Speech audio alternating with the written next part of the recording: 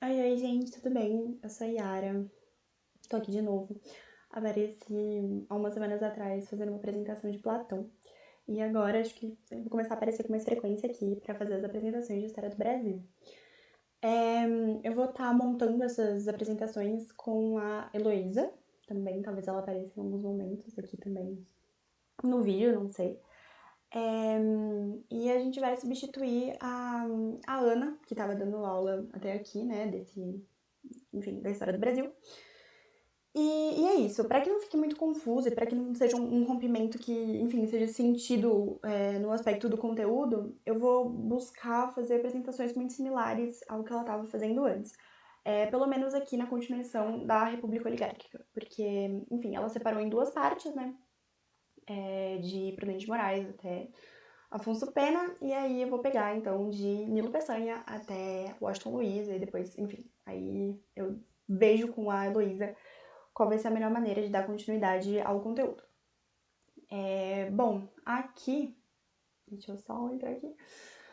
Aqui embaixo, então, tem tanto meu e-mail quanto o e-mail da Elo. Então, se vocês precisarem contatar qualquer uma de nós, assim, sobre dúvidas, enfim, a gente faz uma discussão, qualquer coisa, tamo aí, podem mandar mensagem, fiquem super, super à vontade.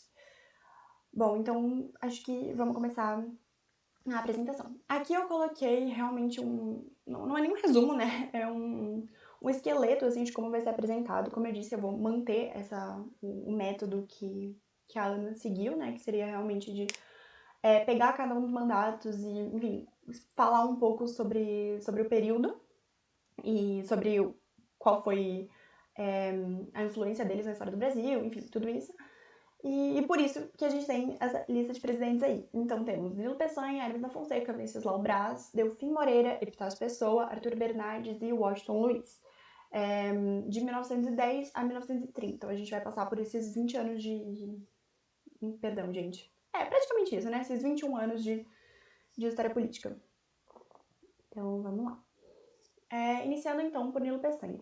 Para quem assistiu a aula passada, imagino que para vocês estarem na parte 2 de República Oligárquica, acredito que vocês tenham assistido a aula passada sim, sabe que Afonso Pena morreu durante seu mandato, então morreu. E aí teve que assumir o vice dele, que era o Nilo Peçanha. A princípio a gente pensaria, tipo, nossa, como que o que o cara pode fazer dentro de um ano e meio, um ano de mandato, né? E ele acabou fazendo umas coisas bem importantes eu falo relativamente, mas foram bem importantes para a história brasileira. Antes de qualquer coisa, ele foi o primeiro presidente negro do país. E é interessante ver isso nas imagens dele, assim, porque sempre tem aquela tentativa de embranquecimento, né, da memória. Uma doideira. Caos. Bom, outro ponto que é importante ressaltar é que ele foi o criador do Ministério da Agricultura do país. Antes disso, a gente não tinha o Ministério da Agricultura. Mesmo com economia cafeeira e tudo mais, a gente não tinha o Ministério da Agricultura. Outra coisa muito importante é que ele desenvolve o imposto por território. Já havia antes o imposto por território, no entanto, não era tão bem trabalhado assim quanto se tornou no mandato dele. Então, ele realmente soube administrar isso melhor e, enfim, gerar melhorias mesmo para a arrecadação de impostos no geral. Outra coisa importante, assim, muito importante, muito louca de pensar o que ele fez em 1900. Na verdade, eu não sei se foi 1910 ou 1909. Mas ele criou o Serviço de Proteção ao Índio, o SPI, assim, é importante ressaltar que o SPI, ele ainda possuía uma visão positivista acerca do índio. Do povo indígena no geral, né? Do índio é feio de falar. Mas ele mantinha essa visão positivista. Só que, assim, eu acho que muita gente pode considerar um progresso, porque apesar da manutenção dessa visão positivista, ele já reconhecia a existência do povo indígena dentro do território brasileiro. E isso já foi muito representativo. Porque o que é, então, essa visão positivista, né? É a ideia de que você tem que pegar os indígenas e falar, nossa, vem pra civilização, vou te ensinar como se faz, né? Nossa, vamos ensinar ele como que as coisas funcionam. E não é assim que deve ser feito, né? Lógico que ainda tem muita gente que mantém essa visão acerca dos povos indígenas, assim, né? Inclusive pessoas que estão no poder no Brasil atualmente, não sei. Mas a gente sabe que a força acadêmica que estuda, enfim, que as representatividades indígenas na política, né, por mais que seja muito pequena, deveria ser muito maior, já luta muito contra essa visão positivista. Mas lógico que em 1910 a gente não pode esperar muito mais do que visão positivista. Só que é interessante pensar a influência que teve, então, esse serviço de proteção ao índio, né? Além do reconhecimento da existência do povo indígena no território brasileiro, também ocorreu um processo de redescobrimento. O que significa esse processo de redescobrimento? De você buscar redimensionar o território brasileiro. Compreender as rotas, compreender o território no geral, entrar em contato com as pessoas, meio que ampliar a perspectiva de Brasil. E isso foi muito importante. Uma figura muito, muito essencial para esse processo todo foi o Marechal Rondon. Não é à toa que, enfim, existe o Projeto Rondon, né, que existe também a Rondônia, em homenagem a esse cara aqui. Que ele, eu não sei se era coordenador, diretor mas ele era o cara que estava no topo do SPI.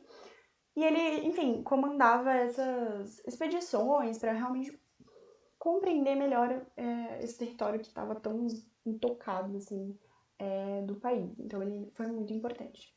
E repito, né, apesar da visão positivista, é muito importante fazer a crítica, inclusive, mas compreender o que isso representou na história do Brasil, de você institucionalizar um órgão que reconhece a existência dos indígenas.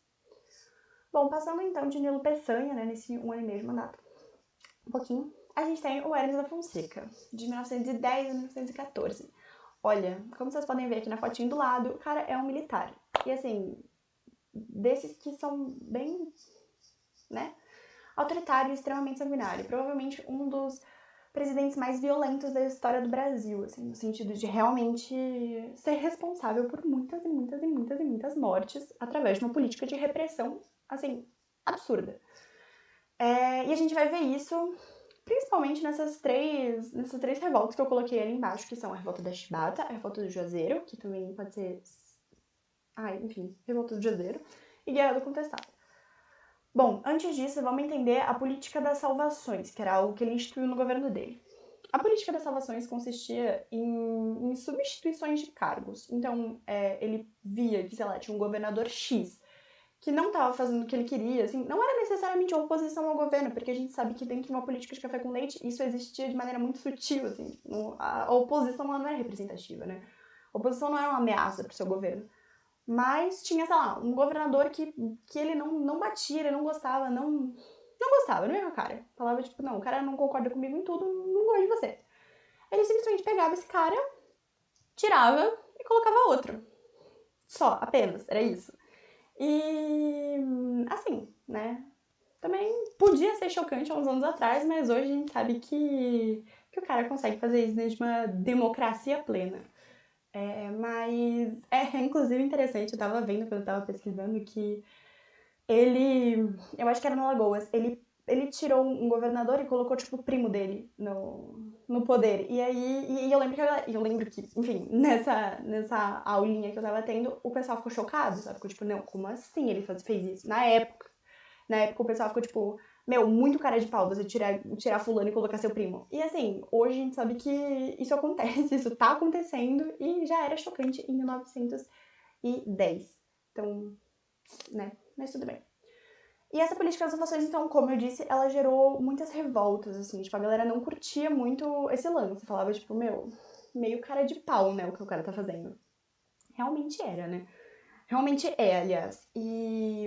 Mas enfim, consistia nisso e tava suave, porque ele tinha autoridade pra fazer isso, então ele continuava fazendo.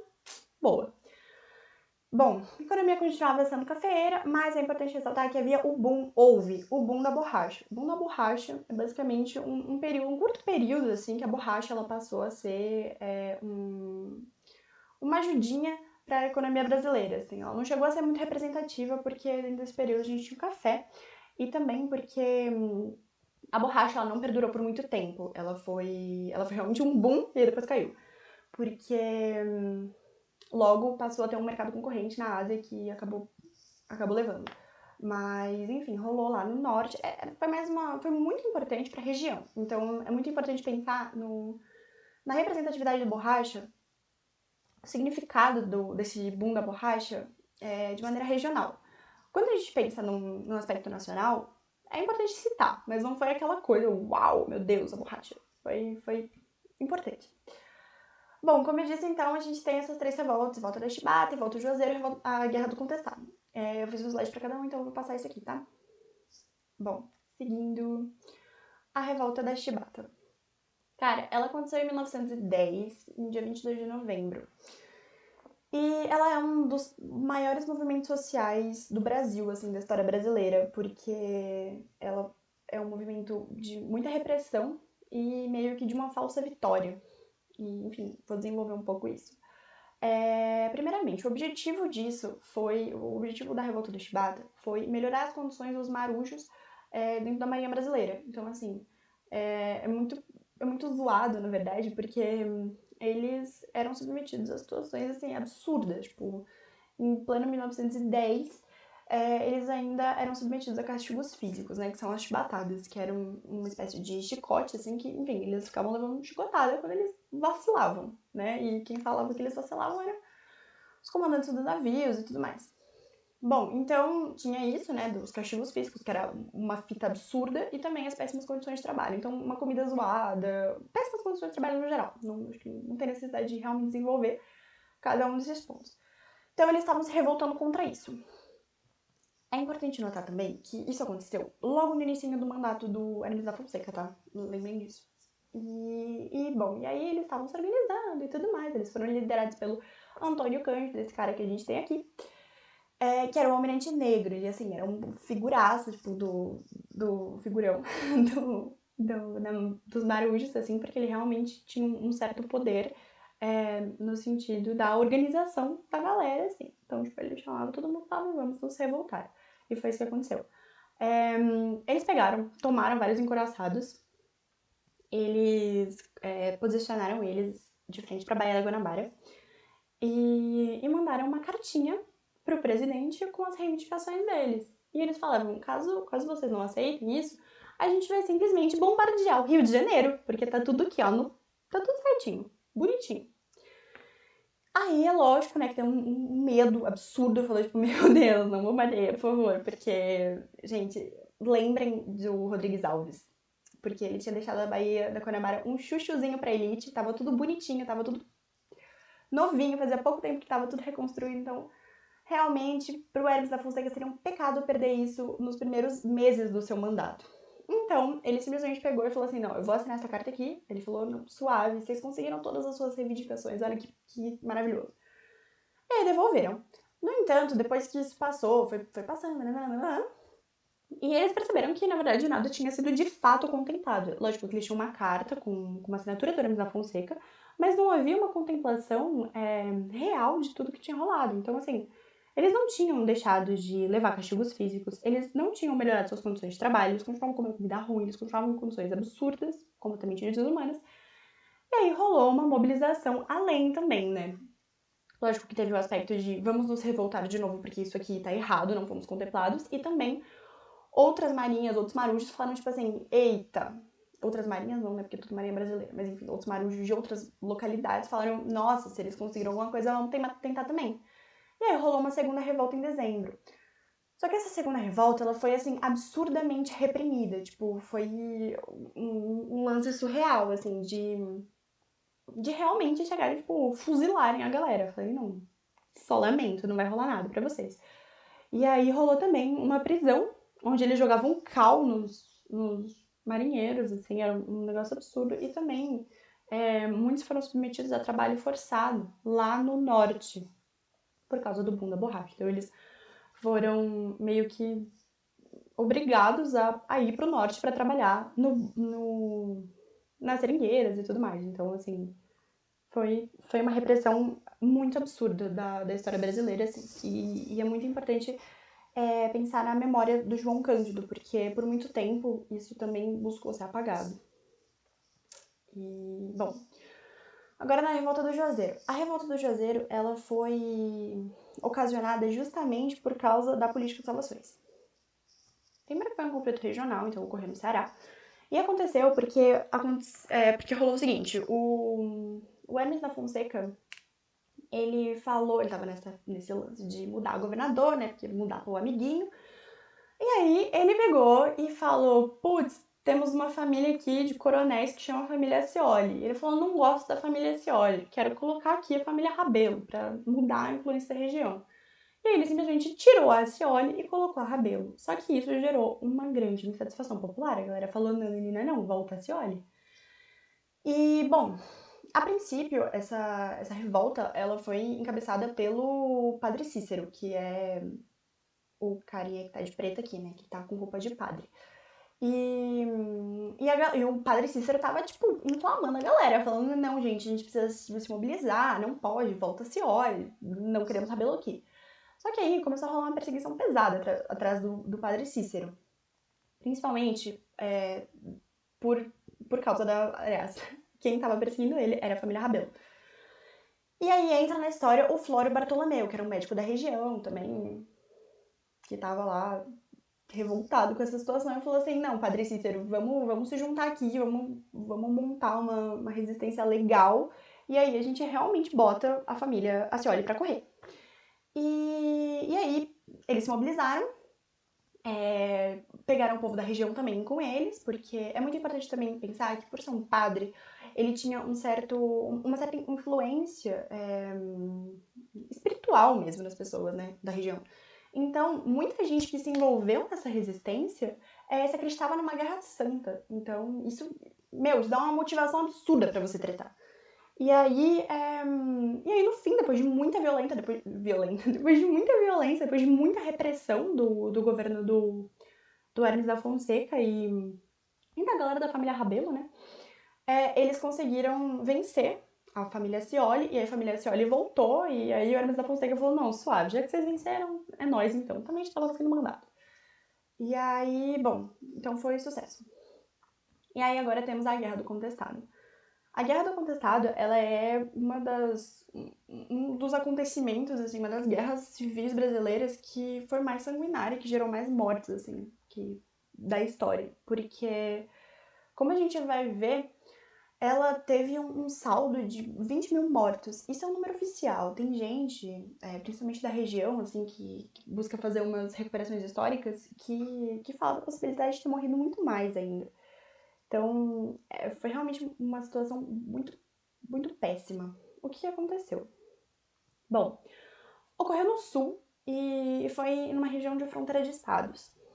E naquela época, aquela região lá de baixo, assim, tudo que não acontecia no sudeste, na verdade, era muito incerto, não tinha uma divisão territorial muito específica, não tinha nada muito certo, assim.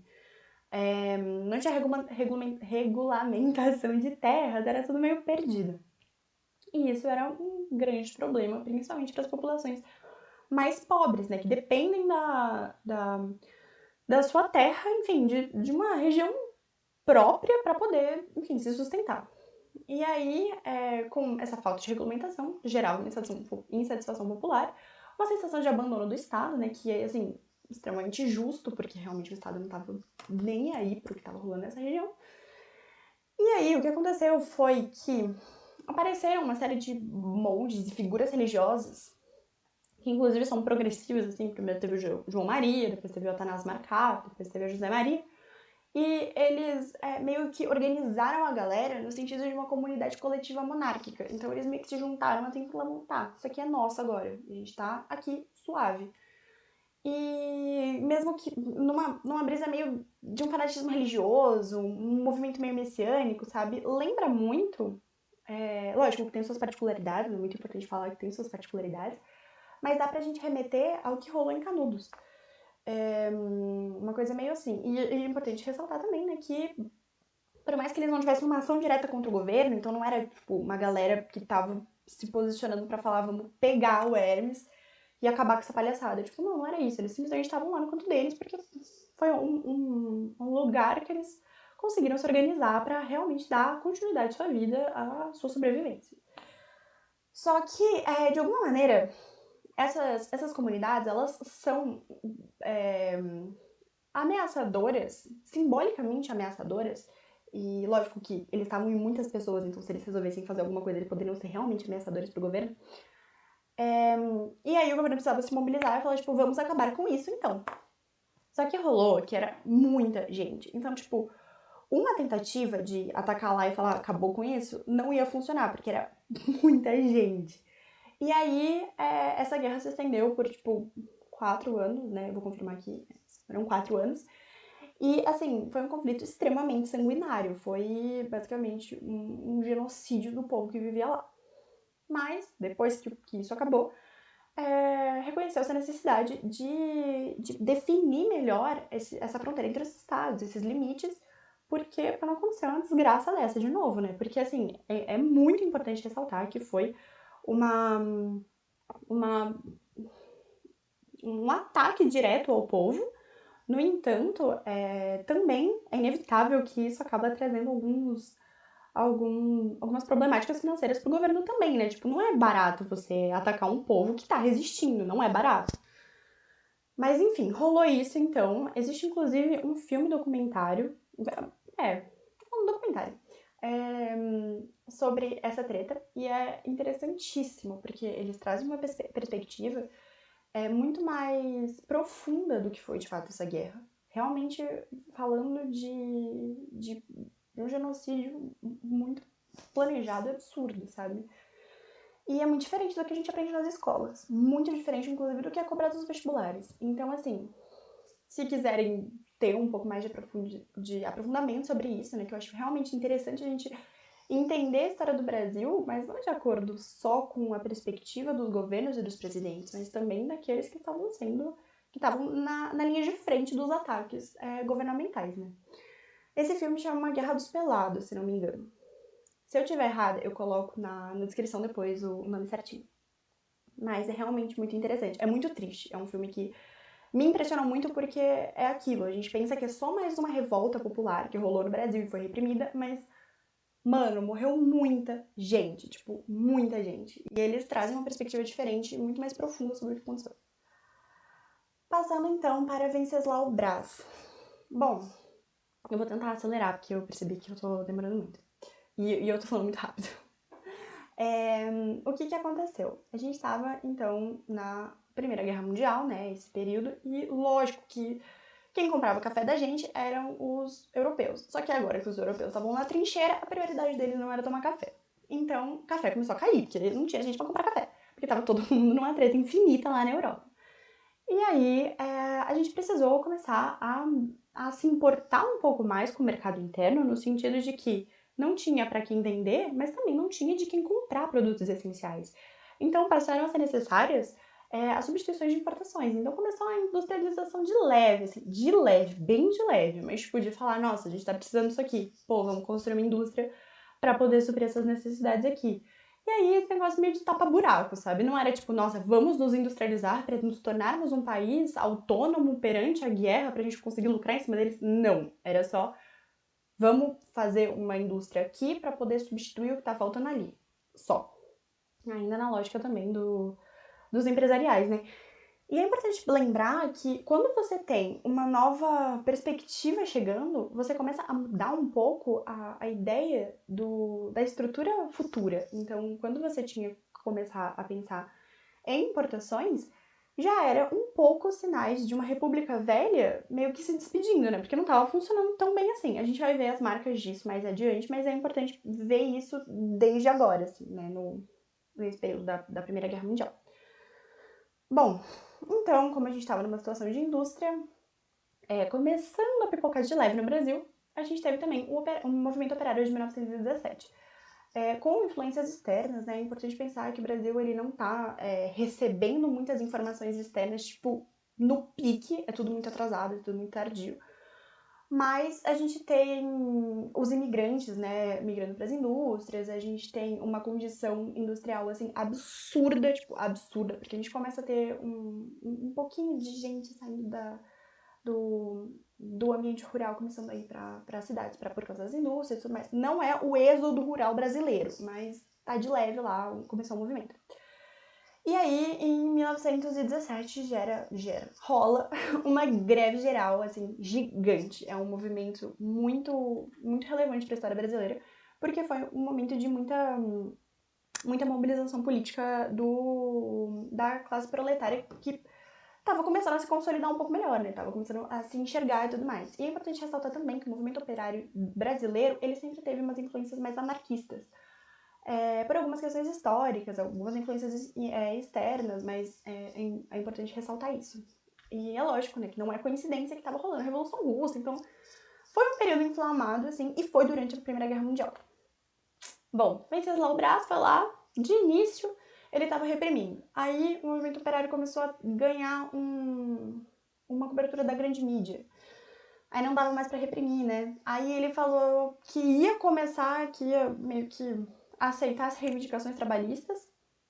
Aí falar, não, tá suave, agora vocês têm uma quantidade de horas certa para trabalhar, agora criança não pode mais ir para as indústrias, porque antes ia. Um código sanitário um pouco mais justo, mas ele enfim, redigiu isso, né? Os proletários redigiram isso. Ele supostamente aceitou, mas logo que parou de ter a cobertura das mídias, ele passou a reprimir de novo, meteu louco, estado de sítio, caos, né? Então é isso. Nada de novo também, né? Porque os presidentes brasileiros, eles só sabem fazer isso, é só proteger a elite e reprimir pobre. Então, mesma coisa, nada mudou. E aí, isso é muito doido também. Porque como a gente estava num período de República Velha, tem aquele lance de que tudo acontece do jeito que tinha que acontecer, né? Não tem muito questionamento. Tipo, tá, que a gente tem o presidente que tá no poder e depois a gente até sabe qual vai ser o que vai seguir. No entanto, achava-se que seria o Rodrigues Alves como sucessor, mas ele morreu de gripe espanhola. E aí, teve que assumir o vice dele. O vice dele é o Delfim Moreira. Só que dizem que ele é meio doido. E assim, pela presença política dele, ele realmente, tipo, não teve muito sentido ele estar lá, não. E aí, como tava tudo meio zoado, tava tudo meio errado, ele acionou, né? Ele, na verdade, fez uma atitude que era conferida pela Constituição de 1891, que foi convocar novas eleições, porque o presidente eleito, ele não chegou a governar nada, porque ele morreu antes de começar seu governo. Então ele passou, tipo, 7 meses no poder, mais ou menos, o Delfim Moreira, e aí convocou novas eleições. E aí quem foi eleito foi Epitácio Pessoa, de 1919 a 1922. Bom, ele foi apoiado pelos cafeicultores, ele promove um programa de combate à seca do Nordeste. Por quê? Porque nessa fase, lembrando que os anos 20 eles foram caóticos, assim, caóticos.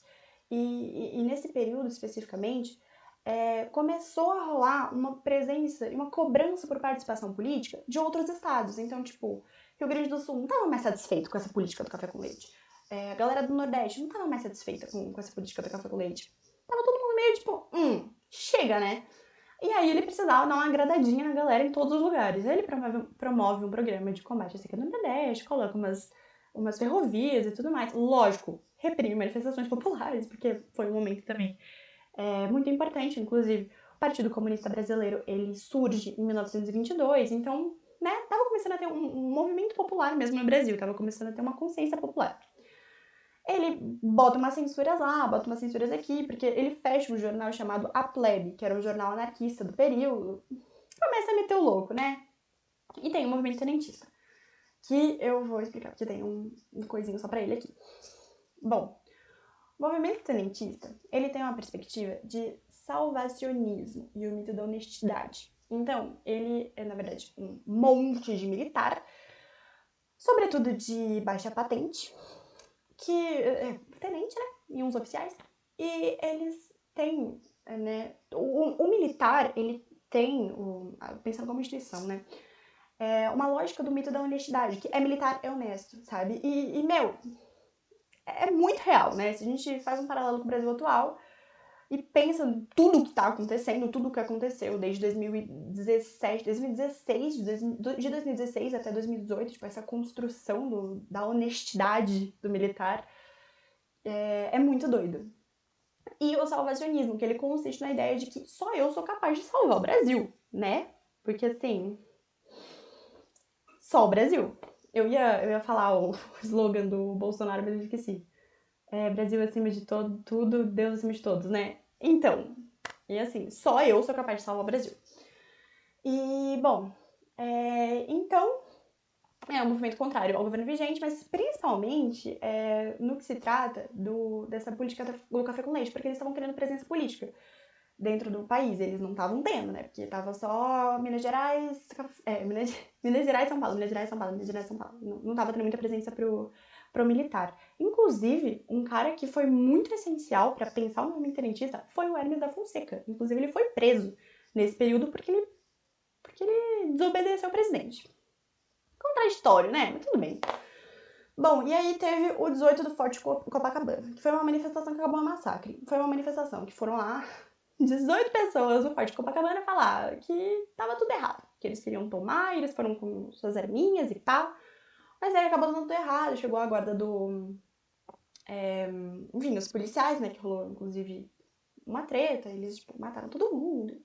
Tiveram 2 sobreviventes, que inclusive foram influentes pro que virá depois, que são essas manifestações do Rio Grande do Sul em 1923 e em São Paulo em 1924. Mas nada muito relevante. O que é muito importante pensar é o movimento tenentista como algo muito simbólico para o Brasil. E ele resultou na Coluna Prestes, que é o próximo. Aqui são os 18 do Forte, tá? Que é a galerinha. A princípio teria mais. Só que aí, quando eles viram que o pau ia comer, vários fugiram. E aí sobrou 18. E aí depois sobrou 16, porque... Aliás, e aí sobrou 2, porque 16 foram mortos. Bom, Coluna Prestes, então, foi meio que o resultado do movimento tenentista frustrado, porque, tá, não deu certo, né, mas foi um movimento simbólico muito importante que se encontrou lá no Rio Grande do Sul e falou, tipo, tá, o que vamos fazer? E aí, ele foi liderado por Luiz Carlos Prestes, né, em grande maioria eram ex-militares mesmo, tá, mas, enfim, acabou tendo a junção de outras pessoas também que falam, tipo, putz, gostei, me identifiquei com isso, vou. Mas a princípio seriam só militares também. E o que consistia? Era uma marcha infinita, assim, sem pretensão de parar, pelo Brasil inteiro, meio que buscando conscientizar as pessoas. E, cara, é muito interessante, porque foi, tipo, de 1925 a 1927. Tipo, cara, durou muito, assim, 2 anos. Só que os caras conseguiram percorrer 25 mil quilômetros da história brasileira. Tipo, tudo a pé, tá ligado? Ó, tem um mapinha do lado, que vocês podem dar uma olhada como foi o rolê deles. E, enfim, conseguiram conscientizar, entre aspas, algumas pessoas, outras pessoas eram contra eles, porque como eles estavam numa situação de ilegalidade, eles tinham que cometer saques para sobreviver e tudo mais. Mas é muito interessante pensar a representatividade de tudo isso.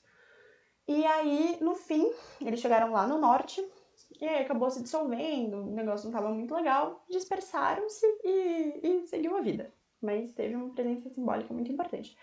Também é legal falar que o exército nunca conseguiu derrotá-la, porque eles nunca estavam no mesmo lugar, né? Então, tipo, era aquela coisa, estou fugindo, eu tô aqui, não tô mais aqui. Aí, enfim, rolava isso. E Luiz Carlos Prestes depois foi estudar marxismo na Bolívia, que era o líder desse movimento. Bom, então acabou o governo do... Eu tô de olho no horário. Acabou o governo do Epitácio e entrou Arthur Bernardes, esse carinha de bom moço aqui, de 1922 a 1926. Bom, esse período foi o mais visível do declínio da República Oligárquica. Estava assim, muito evidente que ia dar ruim.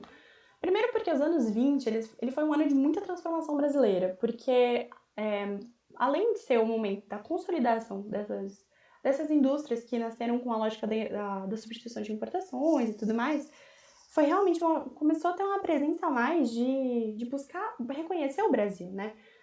Lembrando que em 1922 a gente teve a Semana da Arte Moderna, que a princípio não teve influência nenhuma, ninguém sabia o que rolou. Só que aí depois que começou a se dispersar isso no território brasileiro, começaram a perceber, tipo, putz, na verdade esse lance é muito importante, tipo, foi muito importante, foi muito transformador para pensar o brasileiro, para pensar o que é o Brasil.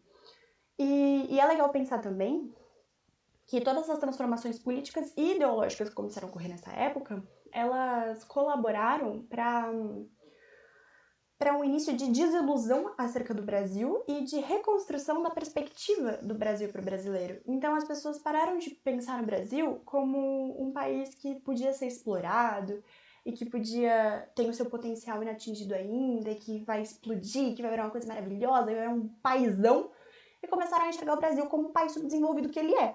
E começaram a falar, tipo, nossa, na real, o Brasil tá bem zoado, né? Começaram a, tipo, parar de olhar só também para Minas, São Paulo, e começaram a ir além.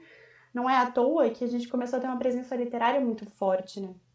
A partir dos anos 30 mesmo, a gente começa a, tipo, ter uma série de autores que falam sobre outras regiões. A gente tem enfim, vários autores que é o Romance de 30, né? O regionalista, que aí tem Jorge Amado, tem Raquel de Queiroz, enfim, que realmente vai dando outra percepção sobre o Brasil. Então, esse aspecto ideológico estava fortíssimo em Arthur Bernardes, principalmente com o incentivo, né, dessa polarização ideológica que estava rolando, que era comunismo versus fascismo. Então a gente tinha fascismo na Europa e a gente tinha comunismo stalinista na União Soviética. Não nesse momento exato, mas enfim, foi algo que foi se desenvolvendo, né? Não em 22, tá, gente? Bom, então, tipo, tava tudo muito inflamado, a galera tava no pique. E aí teve, então, ele reprimia tudo, né? Óbvio, ele mantinha um estado de sítio, uma perseguição à oposição, censura. Inclusive, ele meio que fechou com chave de ouro o movimento tenentista, né? Foi iniciado pelo antecessor a ele, que era o Epitácio, mas ele pegou o fim. E, enfim, tava rolando essa treta toda. Como ele não tinha como confiar no exército por causa da presença do movimento tenentista e também porque ele tinha treta pessoal com o exército, ele passou por um processo de militarização da polícia. Então, assim, foi uma situação muito, muito complicada. Arthur Bernardes, ele simplesmente metiu o louco em todo mundo. Foi, inclusive, um período que o Partido Comunista entrou na ilegalidade e tudo mais. Bom, último mandato. Nossa, quanta coisa. Foi o de Washington Luiz, esse cara aqui, que tem um topetinho. De 1926 a 1930. Bom, foi o último, então, da República Velha. Essa República Velha que estava mostrando sinais de cansaço, de morte, realmente de uma morte anunciada há muito tempo, realmente finaliza com Washington Luiz. Bom, rolou então a crise de 29 no governo dele, ou seja, o cara é muito azarado, né? E ele teve que lidar com, enfim, essas sucessões de desgraças econômicas que assolam o Brasil desde sempre. Mas quando você tem uma crise super internacional, você tem uma super crise internacional, isso fica ainda mais enfatizado. E uma coisa interessante que rolou é que ele tinha uma oposição vinda de São Paulo, mesmo sendo um presidente do lado paulista, do lado do café. Então, assim, isso marcava muito forte que realmente era o fim da República Velha. Tipo, quem tava tentando manter isso ainda, tipo, meu, para, porque não faz sentido, vai acabar, não tem como manter. E aí ele teve um governo muito vai e volta, porque a princípio ele foi lá e tirou todo o estado de sítio, falou, não, agora estamos todo mundo suave, voltou, colocou alguns partidos de oposição, os movimentos sociais, assim, na legalidade de novo, tava suave. Só que aí depois que ele viu que o negócio tava começando a ficar feio pra ele voltou a perseguição e tudo. Tudo igual. E uma coisa importante do Washington Luiz, que é importante comentar, é que ele lançou um projeto de integração nacional através das estradas. Então o cara curtia muito estrada, porque ele fez muitas estradas. Lógico, integração nacional, mas né, não é a integração nacional. É tipo Rio, São Paulo, essas grandes capitais, assim, que ainda eram enfatizadas. A gente tá falando de um processo de realmente redescobrir o Brasil e pensar no Brasil para além da capital, mas a gente ainda tem uma preferência muito evidente pro que tava rolando nesse meio sudeste aí. Bom, e foi isso que ele fez. E agora a gente vai entender o que aconteceu nas eleições de 30 e como se deu de fato o fim da República Oligárquica. E aí, finalmente acabou. Bom, no fim do governo do Washington Luiz, vocês lembram que pra consolidar direitinho, pra fazer tudo certinho do café com leite, o presidente, ele sempre indicava e esse ele sempre tinha que ser do estado que ele não era, pra ficar esse jogo do café com leite, café com leite. Ele acabou sugerindo um cara que chamava Júlio Prestes. Olha, quando eu tava estudando isso, toda vez que eu estudo isso, eu sempre confundo com o Luiz Carlos Prestes, o cara da coluna Prestes, mas não tem nada a ver, não tem nada a ver. Um é um, o outro é outro. Enfim, voltando. Ele indicou o Júlio Prestes, que também era paulista, assim como o Washington Luiz. Outro parênteses. O Washington Luiz era carioca, mas ele estava representando os interesses paulistas, então a gente considera ele paulista quando a gente pensa na colocação da República Oligárquica. Bom, Então, ele indicou um paulista. E aí a galera ficou tipo, como assim? Como assim, amado? Você tem que indicar um mineiro. E aí, Minas Gerais falou, tipo, não, chega dessa palhaçada então. E aí, juntou uma galerinha, juntou outros estados e criou a Aliança Liberal. A Aliança Liberal, ela lançou Getúlio Vargas e João Pessoa como vice. E aí, beleza. Então vamos rolar uma eleição aqui, né? E aí, nas eleições, o Júlio Prestes acabou vencendo de qualquer maneira. E a galera ficou tipo, não, como assim, né?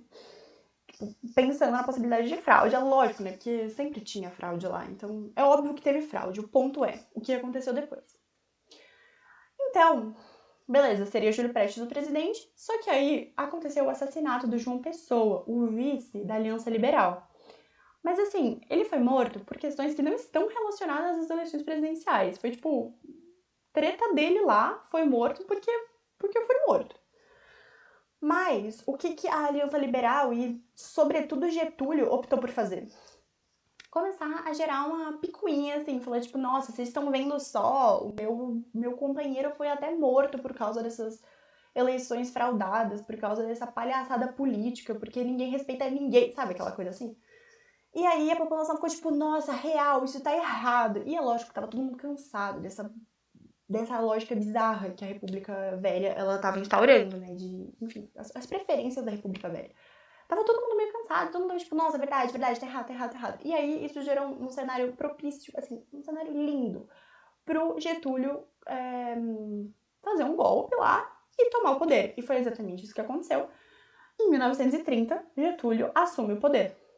Ele vira o presidente do Brasil. Agora, tem gente que fala que foi uma revolução de 30, tem gente que fala que foi um golpe de 30. Olha, vamos chamar de golpe porque não é algo previsto na Constituição. Mas foi uma mudança estrutural de como estava se dando os modelos políticos da época. Se foi positivo ou negativo, eu acho que simplesmente foi o curso que estava sendo traçado desde há muito tempo, antes mesmo de optar as pessoas.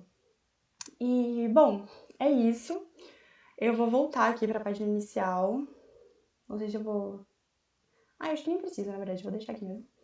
Mas é isso. Se tiverem alguma dúvida, podem mandar pra gente, a gente responde, tipo, tanto nas redes sociais do cursinho, como também no e-mail de cada uma de nós, assim, tanto meu como da Heloísa. E espero que tenha ficado tudo claro.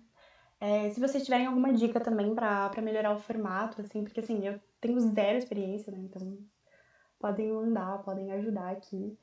E perdão pelo vídeo tão grande. E é isso. Obrigada.